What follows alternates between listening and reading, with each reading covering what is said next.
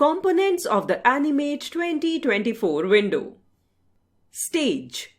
The stage is the main work area in Animate that is used while creating a project. Videos, graphics, buttons, and all other elements can be organized on the stage. It is a rectangular area where we can create drawings or import content. The default width and height of the HD stage is 1280 by 720 pixels. Timeline. The timeline is a panel at the bottom of the stage. It is divided into frames. We can control the timing for the appearance and motion of various graphics and other elements of a project. We can use the playhead, which is similar to a cursor, to navigate through the project to any desired frame across the timeline. Tools panel. The Tools panel contains a set of tools to choose from, such as drawing tools, text tools, selection tools, etc., which are used to create or modify objects as required in the project. The following table gives a brief introduction of tools available in Animate 2024. Tool name, function. Selection. Selects object on the stage. An object must be selected before it can be modified.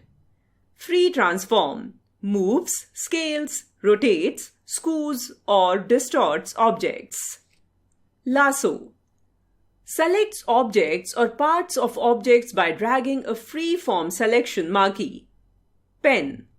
Draws lines or curves by creating a series of dots that are automatically connected. Text. Creates and edits text. Line. Draws straight lines, strokes of varying lengths, widths, and colors. Rectangle. Draw rectangles of different sizes and colors. Press and hold Shift key to draw a perfect square. Brush. Draws or paints with brush-like strokes. Paint bucket. Fills enclosed areas of a drawing with color. Eyedropper. Picks up styles of existing lines, fills, and text and applies them to other objects. Eraser. Erases lines and fills. Hand.